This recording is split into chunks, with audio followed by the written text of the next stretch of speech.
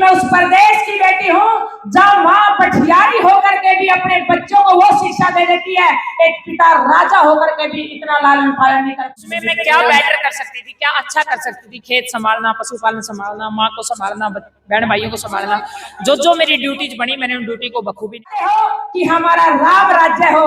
तो मैं चाहती हूँ मेरे देश के युवा भाइयों से कि नशे से बाहर आइए, अपने कंधे पे कसी उठाइए, अपने कंधे पे बंदूक उठाइए और अपने देश की सेवा के लिए निकल जाइए, फिर से राम राज्य आ जाएगा, मैं ऐसा विश्वास दिलाती हूँ। दोस्तों नमस्कार, स्वागत है एक बार दोबारा से हमारे YouTube चैनल सजग संसार में। और फिलहाल मानेरो के अंदर मौजूद है और यहाँ पे माउंट एवरेस्ट फतह करने वाली, मैं कहना चाहूंगा कि 7 महाद्वीपों को मापने वाले हमारी बहन अनिता कुंडू इस कार्यक्रम के अंदर पहुंची है। और एक खास कार्यक्रम जो आज 22 जनवरी को हुआ है, एक खास बातचीत हम मैडम के साथ करना चाहेंगे। कैमरा से किसी कहूंगा थोड़ा सा आगे आ जाए। कैसे हो, ठीक हो?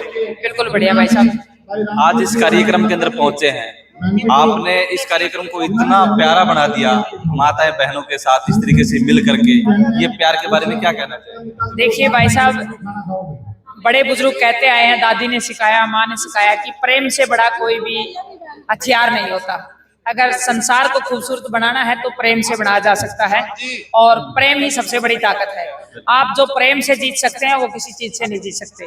तो प्रेम ही एक ऐसी चीज है जिसका कोई मोल नहीं, अनमोल है। वो आपके पास इतना भरपूर है, आप जितना देंगे उतना बढ़ेगा। तो मैं हमेशा माताओं से, बहनों से, बड़े बुजुर्गों से, भाइयों से मिलके चलती हूँ। कभी भी ऐसी सोच के साथ नहीं चलती, क्योंकि एक इंसान के जीवन में यही रहता है, पिछले दिन की कमाई यही है। जब हम इस जीवन से अपनी संसारिक यात्रा पूरी करके जाएं तो आप अपने पीछे कितना प्रेम छोड़ के गए हैं, लोग कितना आपको याद करते हैं, यही सबसे बड़ी ताकत है। बिल्कुल, किसी ने ये भी कहा है कि अपना पीछे का मतलब जो अपना ग्राफ होता है वो भी नहीं बोलना चाहिए। जैसे मैं आपकी थोड़ी सी हिस्ट्री पढ़ रहा था, आपने बताया भी यहाँ पे कि 12 वर्ष के जब आप थे तब पिताजी चल गए थे, उस सिचुएशन को कैसे संभाला?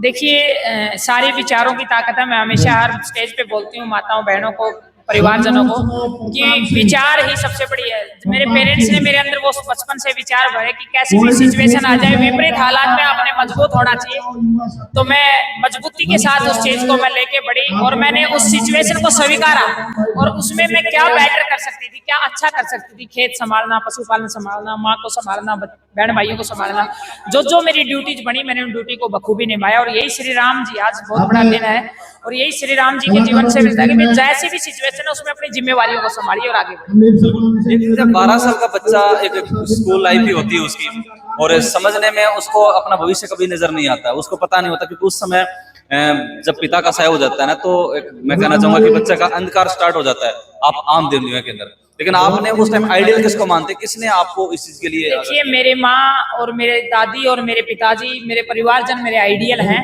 क्योंकि मेरे घर में हमेशा वैचारिक माहौल ऐसा रहा, आर्य समाज का प्रभाव रहा और रागनियों का प्रभाव रहा, भगत सिंह, सुभाष चंद्र बोस, बहुत सारी चीजें ऐसी रही जिनका प्रभाव, विचार ही सबसे बड़ी। मेरे अंदर 12 साल के अंदर देशभक्ति के विचार भर दिए, तो मेरे अंदर वो जज्बा पैदा होगा कि मैं कुछ भी कर सकती हूँ। तो उस जज्बे ने मुझे ये सब चीज कराई।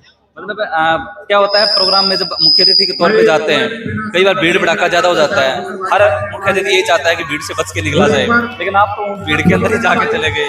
हर माताएं बहन से लिपट के निकलने नहीं दे रही थी माताएं बहन। देखिए, आप जितना दूर भागेंगे उतना मतलब कि वो मेरा मानना अच्छा नहीं होता। जितना आप इतने दूर से आए लोग वो आपसे मिलने के लिए उत्साहित है, अगर हम ना मिल के जाए तो ये अच्छा नहीं लगता। मैं हमेशा पूरे परिवार जनों से मिल के जाती हूँ, मुझे अच्छा लगता, मुझे भीड़ से कोई डर नहीं लगता, मुझे बहुत अच्छा लगता है कि मैं इतने परिवार जनों के बीच में, तो मुझे बड़ी खुशी मिलती है, मुझे बड़ी ताकत मिलती है, एनर्जी।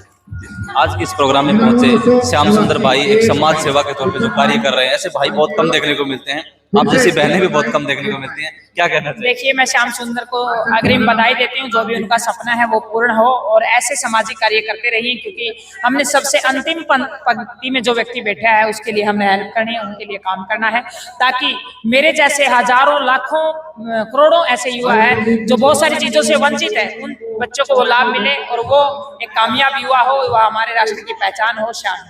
धन्यवाद।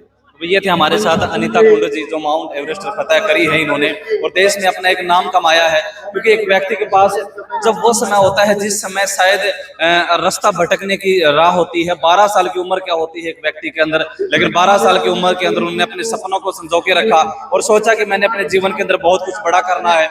एशिया महाद्वीप की बात करूं, या ऐसे ऐसे 7 महाद्वीपों को उन्होंने फतह करने का काम किया है। और बड़ी बड़ी चोटियों के ऊपर जहाँ पे मैं कहना चाहूंगा कि पानी भी बर्फ बन जाता है, वहां पे इन्होंने अपने जीवन को लेकर के गई है और झंडा, तिरंगा झंडा लहराने का काम किया है। वैसे ही पता माउंट एवरेस्ट पर यहाँ पे देख रहे होंगे कि इनको अनिता कोंडू जी को मोटिवेशनल स्पीकर व भारत की हरियाणा सरकार ने इनको तेंजिंग नोर्गे नेशनल अवार्ड से भी इनको सम्मानित किया है, क्योंकि ऐसे ऐसे मोटिवेशनल स्पीकर बहुत कम देखने को मिलते हैं। तो भी आप लोग इस वीडियो को ज्यादा से ज्यादा शेयर करें। फिलहाल मानेरू से हम ये तस्वीर दिखा रहे थे, अगली वीडियो में जल्दी ही मिलेंगे भी, तब तक के लिए धन्यवाद, शुक्रिया, जय हिंद, जय भारत।